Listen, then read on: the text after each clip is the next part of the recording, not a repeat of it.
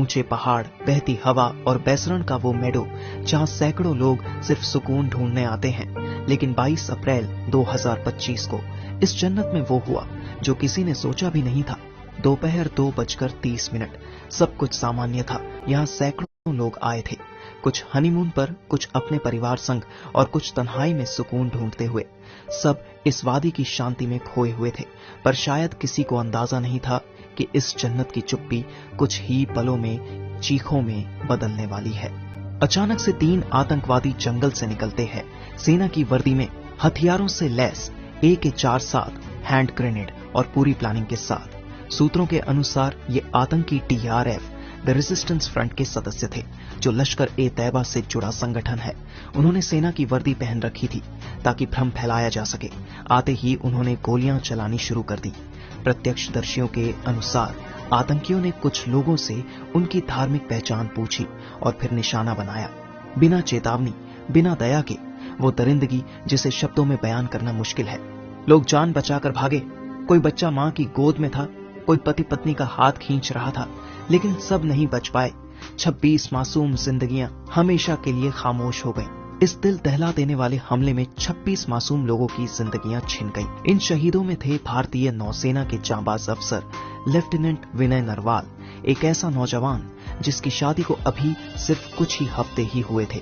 उनकी नई नवेली जिंदगी, सपनों से भरा घर, सब कुछ एक पल में उजड़ गया। एक इंटेलिजेंस ब्यूरो के अफसर भी मौके पर शहीद हो गए। इसके अलावा 2 विदेशी नागरिक, एक UAE और एक नेपाल से थे। 20 से ज्यादा लोग गंभीर रूप से घायल हुए।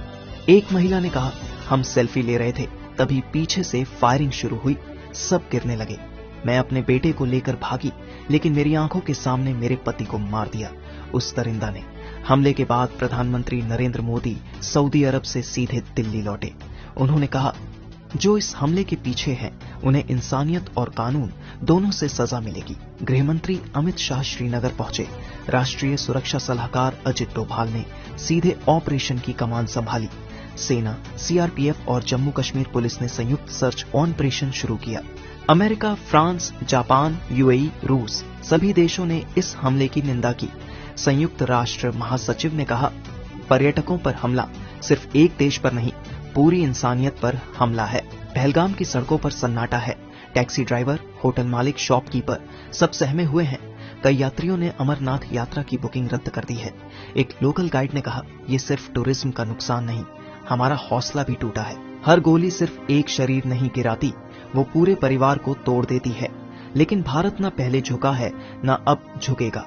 हम अपने पर्यटकों की रक्षा करेंगे, अपने लोगों का साथ देंगे और आतंकवाद को उसकी जड़ों से खत्म करेंगे। ये जन्नत फिर मुस्कुराएगी, क्योंकि आतंक की कोई जमीन नहीं होती। अगर इस घटना ने आपको भी झकझोर दिया है, तो इस वीडियो को शेयर कीजिए ताकि हर कोई जाने आतंकवाद का चेहरा कितना डरावना है और इंसानियत कितनी कीमती। मिस्टर एनिमेशन को सब्सक्राइब करें। सच दिखाने की हमारी कोशिश में हमारा साथ दें, ताकि हर कोई जाने आतंकवाद का चेहरा कितना डरावना है और इंसानियत कितनी कीमती। मिस्टर एनिमेशन को सब्सक्राइब करें। सच दिखाने की हमारी कोशिश में हमारा साथ दें।